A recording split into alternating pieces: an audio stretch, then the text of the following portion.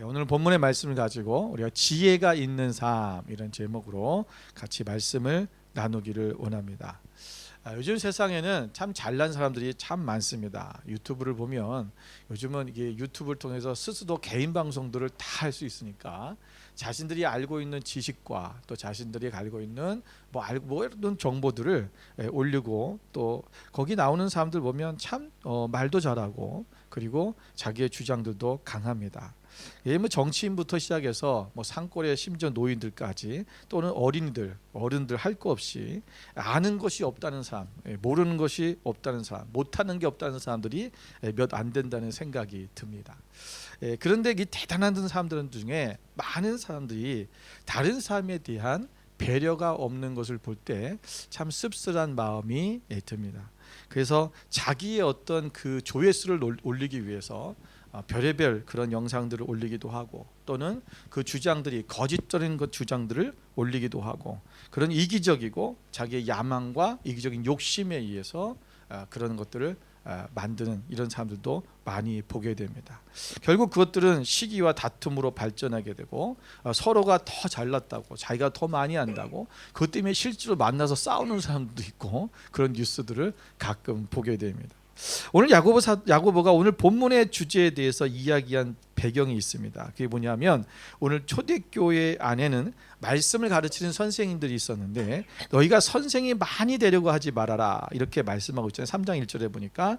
근데 이 중에는 정말 진심으로 가르치는 것들을 잘한 그런 선생님들도 있지만 그러나 공동체에 유익을 주고 공동체에 대해서 그 어떤 공동체의 유일한 그런 어떤 좋은 선생님이 되려고 하는 것이 아니라 자신들이 알고 있는 것을 어떻게 하면 자랑하기 위해서 했던 사람들이 있다라는 거예요. 그래서 오늘 본문에 보면 14절에 이런 말씀이 있어요. 그러나 너희 마음속에 독한 시기와 다툼이 있으면 자랑하지 말라. 진리를 거슬러 거짓말하지 말아라.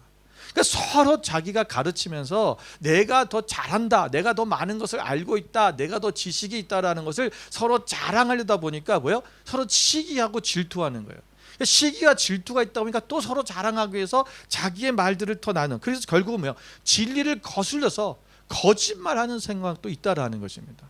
오늘날도 보면 가끔 보면요, 그런 사람들이 정말 많은데 유튜브에 보면 이런 어떤 자기의 이 신앙 사람들이 인기를 얻기 위해서 심지어는 목사님들까지도 성경적이지 않은 내용들을 가지고 그런 영상을 만들고 때로는 설교를 하고 말씀 속에도 보면 너무나 하나님의 마음과 동떨어진 정말 사람들이 듣기에 편하고 사람들이 인기를 얻기 위한 그러한 말씀들 메시지들을 전하는 사람들도 정말 많습니다. 그래서 많은 사람들이 그런 이야기를 듣고 그래 저 정말 훌륭한 사람이야 이렇게 생각하고 그걸 또 쫓아가고 그 영상들을 또 계속 보고 이런 사람들이 굉장히 많아요. 여러분 우리가 하나님 안에서 우리가 말씀을 볼 때 여러분 조심하셔야 됩니다. 우리가 하나님의 능력이 어떤 것인가 우리가 자꾸만 내가 서로 간에 이것이 자랑하고 싶어하고 나를 드러내고 싶어하는 그런 마음들이 생기기 시작한다면 이것이 바로 참된 지식, 바로 참된 지혜를 주고 있는 것은 아닐 수 있다라는 것입니다. 여러분 오늘 13절에 야고보는 이렇게 질문하고 있습니다. 너희 중에 지혜와 총명이 있는 자가 누구냐? 여러분 우리가 지혜와 총명이 있는 자가 누구입니까? 라는 거예요. 정말 진정한 하나님의 참된 지혜를 가지고 그것을 전하고 있는 자가 누구냐라고. 그 참된 지혜를 가지고 있는 사람들은 여기 보면 두 가지 얘기가 있는데 선행으로 말미암아 지혜의 온유함으로 그 행함을 보인다. 행함을 보인다. 어떤 행함을 보이면 선행과 그리고 온유함으로 행함을 보여내는 그것이 참된 지혜라고 말씀하고 있습니다. 여러분 성경에서 말하는 지혜라고 하는 것은 히브리적 사고 속에 나타난 지혜예요. 다시 말하면 종교적인 지혜라고 하는 거예요. 세상적인 지혜를 얘기하는 것이 아니라 하나님 안에서 하늘로부터 오는 지혜를 얘기하고 있다는 것을 오늘 말하고 있는 것입니다. 여러분 성경 공부를 많이 했기 때문에 우리 어떤 지식을 많이 쌓아서 내가 지혜가 있다는 것이 아니라 오늘 하나님으로부터 오는 그 지혜로 말미암아 우리가 하나님께서 주시는 그 지혜로 살아가며 우리가 성장하고 자라가는 것을 얘기하는 거예요. 여러분 누가복음 2장 52절에 보면 예수님의 어린 시절 얘기가 잠깐 나오면서 그때 이렇게 이야기하고 있습니다. 예수는 지혜와 키가 자라가며 하나님과 누구에게요? 사람에게 더욱 사랑스러워 가시더라 그랬어요. 여러분, 사랑스러워라는 말은 여기서 보면 카리티라고 썼어요. 카리스의 역격인데, 이 카리티라는 말은 바로 뭐예요? 하나님의 은혜, 은총이 있다 이런 거예요. 하나님의 은혜가 그 위에 있다. 누구에게서? 예수님이 지혜와 키가 자라가면서, 지혜와 키가 자라가다 보니까 어떻다고요? 하나님과 사람들에게 사랑스러워, 하나님과 사람에게 받는 그 은혜가 그 머리 위에 있다라는 거예요.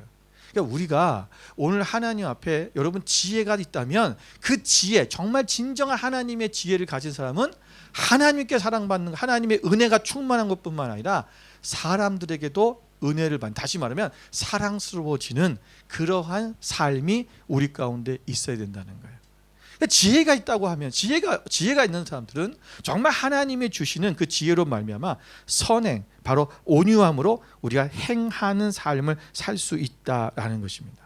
그래서 오늘 본문의 말씀에 보면 우리가 이 우리가 선행을 얘기하고 지혜의 온유함으로 그 행함을 보여한다고 13절에 말씀하고 있는데, 여기 보면 우리가 믿음에는 반드시 행함이 따라야 된다고 야고보는 계속 얘기하고 있잖아요. 만일 누군가 지혜와 총명이 있어서 우리가 선생으로 또는 누군가를 가르치고 우리가 나가게 온다면 거기에 상응하는, 다시 말하면 선한 삶의 열매들이 있어야 된다라는 것을 말씀하고 있는 것입니다. 여러분, 지혜는요, 이 온유함과 선행이 나타나야 된다는 거죠. 여러분, 지혜는 내면의 온유함을 가지고 있는 것입니다. 여러분, 지혜는 나 자신의 유익을 위해서 남을 헐뜯거나 공격하거나 또는 넘어뜨리기 위한 그런 마음이 없습니다. 그런 미움이 없어요. 도리어 남을 위해서 나의 자신을 유익을 포기하고 내가 더 낮아져서 낮은 위치에서 섬기고 헌신하는 그 마음이 우리 가운데 있는 것이죠. 여러분, 이 13절에 나타난 이 단어 지혜의 온유함이라는 표현을 우리가 이해하기 쉽게 표현하면 이런 말입니다. 지혜로부터 흘러나오는 겸손한 마음가짐이에요. 다시 말하면 참된 지혜는, 진정한 지혜는 특징은 겸손함에 있다라는 것입니다. 우리가 하나님 말씀을 가르치고 배우는 이유는 우리가 남들에게 그것을 자랑하기 위한 것이 아니라, 오늘 우리가 이 생을 살아가면서 내가 연약하고 내가 또 미련하고 그런 존재이기 때문에 내가 하나님으로부터 말씀을 배우는 것이고, 그래서 그것이 바로 겸손한 마음으로 주님 앞에 배움을 가지고 나가겠다고 하는 그런 온유한 태도인 것입니다. 여러분, 우리가 하나님의 지혜는 우리로 하여금 선을 행하도록 격려한다고 그랬어요. 여러분, 우리가 머릿속으로는 우리가 선을 행한다, 이웃을 사랑해라 라고 하는 하나님의 말씀, 예수 그리스도께서 말씀하신 그 내용을 우리가 알면서도 불구하고 실제적으로는 우리가 사람들에게 사랑을 베푸는 일들이 손과 발이 움직이지 않는다면 이것은 우리가 실제적인 지혜가 아니라는 거예요. 여러분, 정말 지혜가 있는 사람은 여러분 고아와 과부와 나그네들을 돌보는 것입니다. 연약하고 어려운 지체들에게 자신의 가진 것을 나눌 수 있는 그런 삶을 살아내는 거라는 거예요. 여러분, 삶 속에서 드러나는 선행이야말로 우리가 가진 지혜가 참된 지혜임을 증거하고 있습니다. 오늘 야고보는 말로만 자신의 성경 지식을 자랑하는 미숙하고 어리석은 사람들에게 그들의 내면의 온유함과 그리고 외적인 선행이 있는지를 물어보고 있는 거예요. 정말 너희가 지혜가 있느냐? 그렇다면 정말 내적으로 온유함이 있고 외적으로 선행을 하고 있느냐라는 거예요. 오늘 우리 자신에게도 우리가 한번 이것을 생각해 봐야 될 것입니다. 우리가 하나님의 지혜가 있는 자라면 우리 안에 이 두 가지가 나타나져야 된다는 것을 말씀하고 있는 것입니다. 그렇다면 오늘 지혜가 있는 삶은 어떤 삶이 나타나는가? 이것을 좀 더 구체적으로 뒤에 얘기하고 있어요. 그것이 바로 17절, 18절 말씀이에요. 여기 보면 여러분 17절에 보면 이 하늘에서부터 오는, 위로부터 난 지혜는 이러면서 첫째 성결하고 다음에 화평하고 관용하고 양순하며 긍휼과 선한 열매가 가득하고 편견과 거짓이 없나니 화평하게 한 자들은 화평으로 심어 의의 열매를 거둔다라고 말씀하고 있습니다. 여러분 이 말씀은요, 예수님께서 그 마태복음 5장에 나타난 산상수훈의 이야기랑 너무나 비슷해요. 그래서 여기 보면 여러분 좀 이렇게 우리가 스크린 좀 보여주시면, 여러분 성결, 우리가 여기 성결해야 된다 하잖아요. 이 성결이란 말은 마음이 청결한 자라는 것과 우리가 같고요. 화평이라는 말은 뭐 화평케 하는 자, 똑같은 말이죠. 그리고 관용, 이 관용이란 말은 왜 배려하다, considerate를 써요. 그리고 온유한 자랑 비슷한 그런 뉘앙스를 갖고 있습니다. 양순, 이건 뭡니까? 바로 심령이 가난한 자, 이것을 말하는 거죠. 우리가 또한 거기 보면 그 다음에 긍휼이 여기는 자, 선함은 애통하는 자. 우리가 선한 마음 갖고 있는 사람은요, 늘 우리가 함께 울고 함께 웃어주고 할 수 있는 사람이거든요. 편견이 없는 것, 이것은 뭐 의에 줄이고 목말, 공평하다는 거예요. 편견이 없다는 것은 거짓이 없는 것, 성실하다는 것입니다. 의를 위하여 핍박받는 자, 성실한 자는요, 의를 위해서 핍박을 받아요. 그래서 의에 대해 성실하거든요. 이것이 바로 산상수훈에 나타난 것들이 여기에 다, 이거를 우리가 지혜의 8가지 지혜라고 그렇게 얘기를 해요, 학자들이. 여러분 이 8가지의 열매, 지혜의 8가지 열매가 있는데 이것이 우리의 삶 속에 나타나져야 된다는 거예요. 여러분 몇 가지 이것을 좀 우리가 몇 가지만 살펴보면, 여러분 이 성결에 대한 부분, 여러분 이 성결에 대한 부분을 보면, 여러분 제사장들이 쓰는 관에 여호와께 성결이라고 하는 그 글자가 새겨져 있었어요. 여러분 성결이라는 것은 하나님께서 우리에게 굉장히, 이스라엘 백성들뿐만 아니라 우리에게도 말씀하시는 굉장히 중요한 말씀. 여러분 이마에다 늘 붙이고 다니라는 건 뭐예요? 내 생각 속에, 내 마음 속에 항상 여호와께 성결을 가지고 살으라는 거예요. 그러면 이마에 붙이면 누가 봅니까? 내가 보는 게 아니라 다른 사람이 봐요. 그러니까 다른 사람이 이 머리에 속, 내 이마에 있는 이 글귀를 보면서 그들 또한 여호와께 성결한 삶을 살도록 하려는 거예요. 그래서 온 나라가, 온 도성이 성결한 삶을 살도록 하는 것이 바로 하나님의 목적이었어요. 그런데 오늘날에는 이 성도들에게 너무나도 중요한 덕목인 이 성결 또는 뭐 순결, 이런 이야기들이 오늘 이런 얘기를 하면 시대착오적인 얘기라고 이것을 핀잔을 주는 사람들이 얼마나 많은지 모릅니다. 여러분 하나님의 말씀은 과거와 현재 동일한 거예요. 하나님의 말씀은 어느 나라든지 어느 미도든지 하나님의 말씀은 동일한 거예요. 시대에 따라 달라지는 것이 아닙니다. 여러분 변화된다면, 그 말씀이 변했다면 그 말씀은 진리가 아닌 거죠. 진리는 변함이 없는 것이 진리인 거예요. 오늘 하나님의 말씀은, 여러분 하나님 말씀이 우리 가운데 주어지기부터 지금까지 하나님 말씀이 선포된 그때부터 변한 적이 없어요. 그 말씀은 진리이기 때문에 그래요. 그래서 오늘 우리는 이 말씀대로 살아내야 돼요. 여러분 거룩한 삶, 성결한 삶을 사셔야 됩니다. 오늘날 젊은 세대들 보면 이 문제에 대해서 너무나 하나님으로부터 떠나 있어요. 그러면서도 예수를 믿는다고, 그러면서도 하나님을 믿는다라고 이야기해요. 왜? 모두가 그렇게 사니까. 동거하고 뭐 혼전에 대한 뭐 성적인 그런 것들에 대해서 아무 거리낌이 없어요. 왜 그렇습니까? 세상이 그렇게 만들고 있기 때문에. 세상의 흐름이 그래요. 그러니까 그게 뭐 어때서라고 얘기를 하는 거죠. 여러분 양순도 마찬가지입니다. 사람은 물론 양순해야 된다, 부드러워야 된다는 거예요. 그런데 이 양순이라는 말을 사람들이 얘기하면 뭐랄까, 사람이 그렇게 약해 빠져갖고 이 험한 세상을 어떻게 살아? 라고 사람들이 그렇게 되물어요. 여러분 오늘 우리는 이 땅에 살아가는 하나님의 백성들은 이곳에 있는 8가지 이 지혜의 열매들이 우리 삶 속에 실제적으로 나타나져야 된다는 거예요. 지혜가 있는 삶이라는 것은 그것이 우리 가운데 실제가 되어야 되는, 예수님께서도 산상수훈에서 그 말씀하신 것처럼 우리가 하나님 앞에 복이 있는 자들은 이런 삶을 살아야 된다라고 말씀하셨던 것처럼, 오늘 우리가 인생 가운데 그리스도인이라면 우리는 이 말씀이, 이것이 바로 우리가 성결과 화평과 관용과 양순과 긍휼과 선함과 그 다음에 편견이 없는 삶과 거짓이 없는 이 삶이 우리 가운데 있어야 된다는 거죠. 베드로전서 1장 16절에 베드로 사도는 뭐라고 말했습니까? 기록되었을 때 내가 거룩하니 너희도 거룩할지어다. 하나님이 거룩하시기 때문에 우리도 하나님의 성품을 닮은, 하나님의 형상을 닮은 우리는 어떻게 돼요? 거룩해야 된다는 거예요. Be holy because I am holy. 여러분, 우리가 하나님은 거룩하신 분이에요.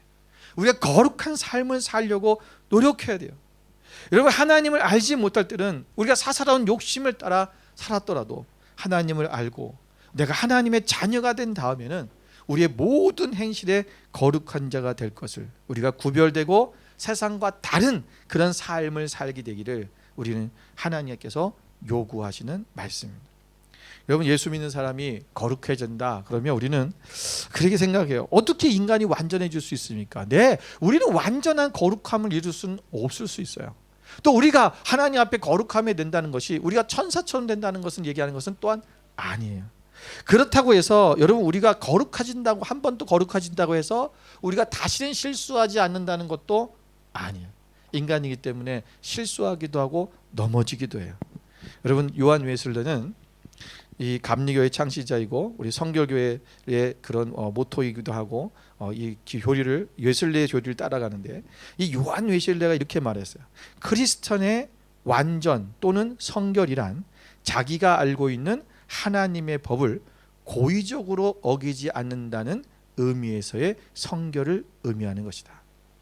그러니까 우리가 인간이기 때문에 우리가 완벽해질 수는 완전해질 수는 없다라는 거예요. 그런데 우리가 하나님 안에서의 거룩, 하나님 안에서 성결이라는 것은 내가 고의적으로 내가 죄를 짓지 않겠다고 하는, 우리가 실수할 수 있다는 거죠. 몰라서 때로는 넘어질 수 있어요. 그런데 우리가 고의적으로 하나님의 법을 고의적으로 어기지 않겠다라고 하는 의미에서의 성결이다라는 것입니다.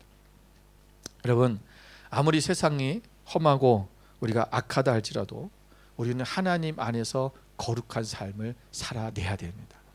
여러분, 노아의 홍수로 인해서, 홍수 때 온 세상이 멸망당할 때 노아처럼 의롭게 살려고 해야 합니다. 여러분, 죄악의 도성에서, 소돔에서 의롭게 살려고 한 롯처럼 우리는 그렇게 살아야 됩니다. 하나님이 이 세상을 물론 다 심판하려고 하셨을 때도 하나님은 살려두고 싶은 사람이 있었고 그 가정이 있었어요. 하나님이 불러 온 도성을 다 멸하고 원하셨지만 그러나 그 도성 안에 살려주고 싶은 사람이 있었다라는 거예요. 오늘 이 세상이 아무리 망할 세상이 되어가고 아무리 어두운 세상이 돼서 엉망진창이라고 사람들은 말하고 말세가 가까웠다고 말하지만 오늘 그 중에서도 저와 여러분은 하나님이 살려두고 싶은 사람이 되시기를 바랍니다. 오늘 우리는 그런 거룩한 삶으로 하나님의 이 믿음의 안에서 우리가 이 하나님로부터 오는 이 지혜를 가지고 우리가 이 성결하고 화평하고 관용하고 양순하고 긍휼과 선한 열매가 가득한, 편견이 없고 공의롭고 우리가 하나님 앞에 성실한 이 삶을 살아가는 그 삶이 우리 가운데 있어야 될 줄로 믿습니다. 그렇다면 우리가 이러한 삶을 살아갈 때 오늘 우리 안에 이 지혜란 것이 무엇인가라는 거예요. 여러분, 근데 여기 나오는 17절, 18절에 나오는 이 모든 것을 함축했다고 한다면, 이것을 꽉 짜서 어떤 것을 딱 나온다 한다면 우리는 이렇게 말할 수 있는 거예요. 바로 이 지혜는 뭐냐? 예수 그리스도다라는 거예요. 여러분, 성경에 보면 고린도전서 1장 23절 24절에 이렇게 말씀하고 있습니다. 함께 읽겠습니다. 우리는 십자가에 못 박힌 그리스도를 전하니 유대인에게는 거리끼는 것이요 이방인에게는 미련한 것이로되 오직 부르심을 받은 자들에게는 유대인이나 헬라인이나 그리스도는 하나님의 능력이요 하나님의 지혜니라. 아멘. 여러분, 영어 성경에 보면 Christ the power of God, 그 다음에 뭐라 했어요? And the wisdom of God이라 했어요. 다시 말하면 그리스도는 하나님의 능력이고 하나님의 지혜다. 이것을 그리스도를 말, 그리스도 자체가 하나님의 능력이고 하나님의 지혜라는 거예요. 왜 동사가 없어요? 뭐 되는 게 아니라 그냥 그분이라는 거예요. 예. 그러니까 우리가 하나님 앞에 하나님께서 예수 그리스도는 바로 지혜다라는 거죠. 그리고 우리가 예수 그리스도를 우리 가운데 모시고 살고 있다면 우리는 그분의 지혜가 우리 가운데 있는 거예요. 주님께서 우리가, 그분은 지혜 자체이기 때문에 우리에게 지혜를 주시고 우리가 하나님 앞에서 이 땅에서 어떻게 살아야 될지를 알게 하시는 그 능력이 우리 가운데 있는 것입니다. 여러분, 우리가 이런 지혜, 이것이 하나 예수님이 내 안에 계셔서 이 지혜가 있는 삶이 되려면 우리가 어떻게 되냐면 여러분 우리가 마태복음 25장 1절부터 13절을 한번 먼저 보면 여러분 우리 읽지 않게 너무 길어서 여기 보면 열처녀 여러분 다 알고 있는 열처녀의 비유가 나옵니다. 여러분 열처녀의 비유에 보면 슬기로운 처녀 지혜로운 처녀라고 얘기해요. 지혜로운 처녀 5이 있었고 미련한 처녀 5이 있었어요. 여러분 이들의 지혜롭고 미련함의 차이가 뭐였습니까? 바로 기름을 준비했느냐 안 했느냐가 아니에요. 둘 다 기름을 준비했어요. 무슨 차이가 있었던 거예요? 기름을 더 준비하고 덜 준비했다라는 거예요. 여러분 이 10병의 처녀들은요 신랑이 올 거를 알고 있었어요. 다 알고 있어요. 그리고 신랑이 언제쯤 올 것도 대충 알아요. 근데 원래 그때 당시에 문화적으로 봤을 때는 여러분 신랑이 이게 잔치를 벌이고 있으면 신랑의 신부의 친구들이 이 신랑 자기 신부죠. 신부가 어느 이제 집이나 뭐 어디 있어요. 그러면 이 신부의 친구들이 이 신부들과 함께 있어요. 신부와 함께. 그런데 그때 신랑이 잔치를 막 하다가 언제 올지 모르는데 이 신부의 이제 신방으로 들어오기 위해서 와요. 그러면 저기서 이제 신랑이 오면서 그럼 친구들이 뭐라면 신랑이다 얘기하는 거예요. 그러면 그때 신랑이 오는 소리를 듣고 이 신부의 친구들이 이제 신부를 지키고 있다가 이제 싹 피해 주는 거예요. 그래서 신랑이 신부의 방으로 들어가는 거예요. 그런데 이 신랑이 사실은 몇 시 올지는 모르는 거예요. 네. 그래서 그 신랑을 기다리다가 기름을 준비해서 이 신부가 지금 여기 있다 깜깜하잖아요. 그래서 등을 준비하고 있는 거예요. 그런데 다 등은 준비했어요. 10명 다 준비했어요. 그런데 이 지혜로운 이 처녀들은 뭐입니까? 이 등을 준비한데 기름을 더 준비했다라는 거예요. 왜냐? 신랑이 온다는 확신이 있었기 때문에. 그러나 언제 올지는 모르지만 확신이 있었고 그 신랑이 온다는 것을 알고 있기 때문에 그는 기름의 여분을 준비했다는 것입니다. 그런데 이 미련한 처녀들도 등을 준비하고 기름도 준비했지만 그들은 신랑이 언제 오는 것에 대해서 그것은 체크하지 못하고 그들은 자기들이 그냥 조금만 준비했다라는 거예요. 여러분 이건 무슨 말입니까? 오늘 우리가 기름을 준비하는 만큼 이것이 뭐 하나님 앞에 이 기도는 이 준비는 기름은 기도를 말씀하는 거예요. 우리가 하나님 앞에 말씀의 삶을 얘기하는 거예요.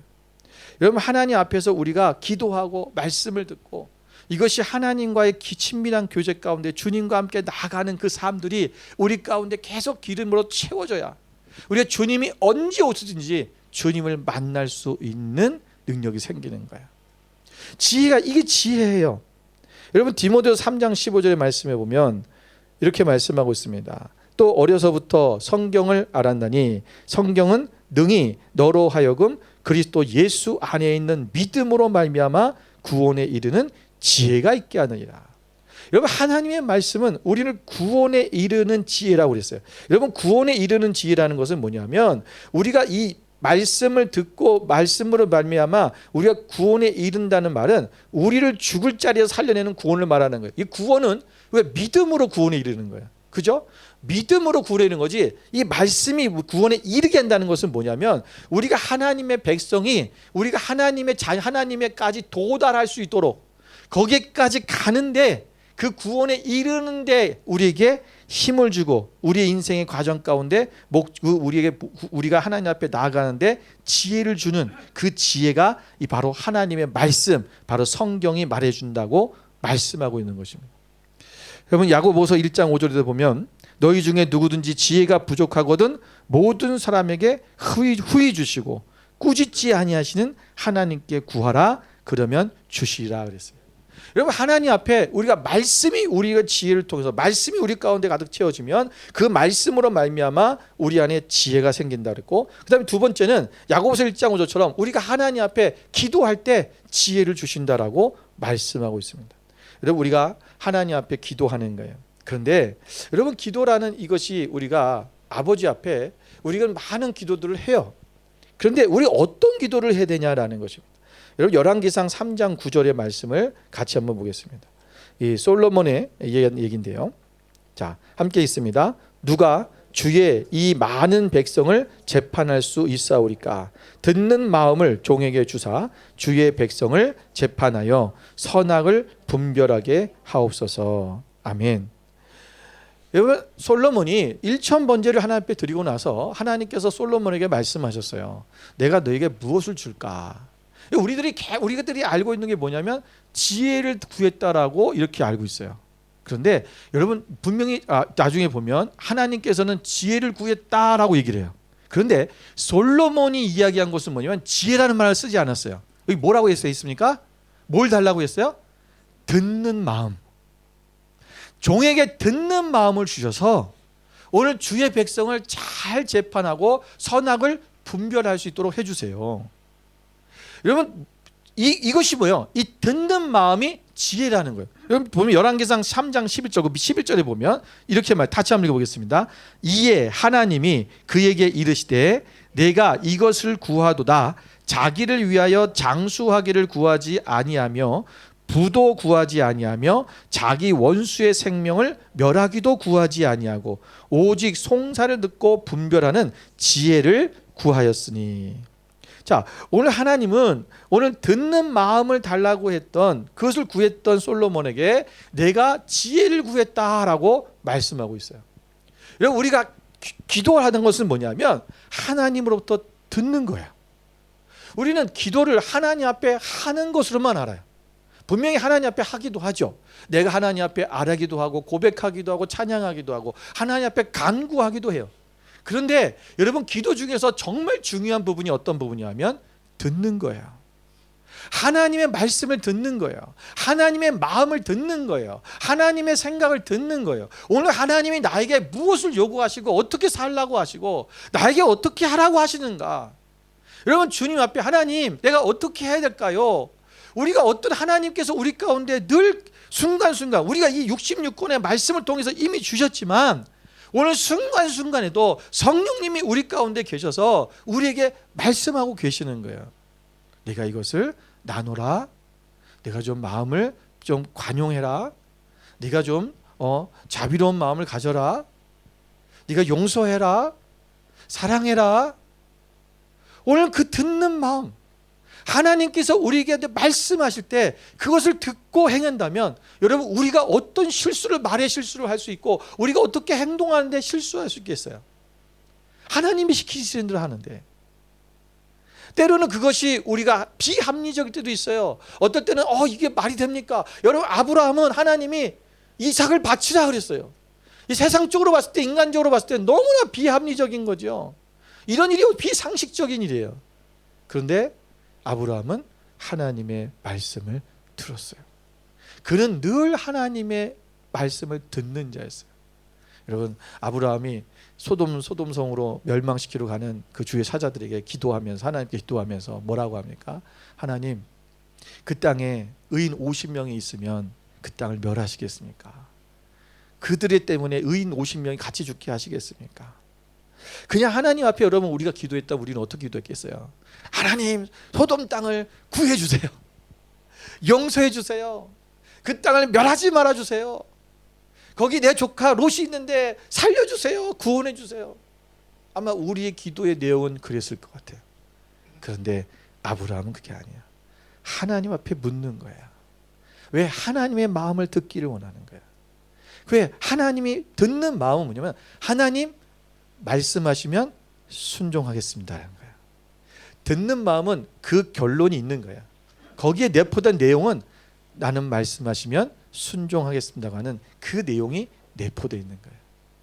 오늘 우리 하나님 앞에 여러분, 듣는 귀를, 듣는 마음을 주십시오.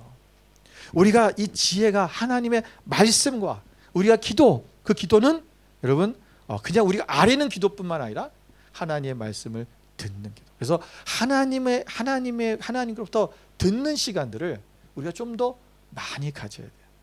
그럴 때 아버지께서, 우리가 성경을 읽을 때도 마찬가지예요. 성경을 읽다가도 성경 속에서 하나님, 이 말씀에서 하나님이 나에게 하고 싶은 말씀이 무엇입니까? 하나님 무엇을 지금 말씀하시는 겁니까? 우리가 이 말씀을 읽을 때 그냥 이것이 지식적으로 어떤 그것이 그냥 보여지는 것이 아니라 하나님의 뜻이 무엇이고 하나님이 나에게 하시는 말씀이 무엇인가를 그것을 들을 수 있어야 돼요. 그래야 말씀이 살아있고 말씀이 내 것이 되고 내가 말씀대로 살아내는 하나님의 백성이 될 수 있는 것입니다. 오늘 이 위로부터 오는 지혜, 하나님으로부터 하늘로부터 온 이 지혜를 우리가 가지고 우리가 이 지혜가 있는 사람이 되어서 오늘 우리가 이것이 우리의 삶 속에 우리가 선행과 온유함으로 그 행함을 우리가 믿지 않는 자들에게 보일 수 있는 사람이 되어야 돼요. 전에도 말씀드린 것처럼 세상은 예수님을 모르는 사람들은 우리를 통해서만 예수를 볼 수 있어요. 나의 삶을 통해서만 예수님을 볼 수 있어요. 우리가 아무리 성경적 지식을 가지고 외치고 가르쳐도 믿지 않는 자는 들을 귀가 없어요. 들으려고 하지도 않죠. 우리가 성경 공부를 하는 이유가 왜 성경 공부에 삶이라는 표현을 썼는지 아세요? 그냥 단순히 지식적으로 배우는 것이 아니라 그것을 삶으로 살아내라고 했기 때문에, 그래서 생명의 삶인 거예요. 그래서 확신의 삶인 거예요. 그래서 믿음의 삶인 거예요. 우리가 이 삶을 살아내라는 거예요. 지식만 전하는 것이 아니라 배워서 그렇게 살자. 우리 옆에 있는 분들에게 이렇게 한번 고백합시다. 배워서 배운 대로 삽시다. 우리 함께 서로 좀 고백하시기 바랍니다.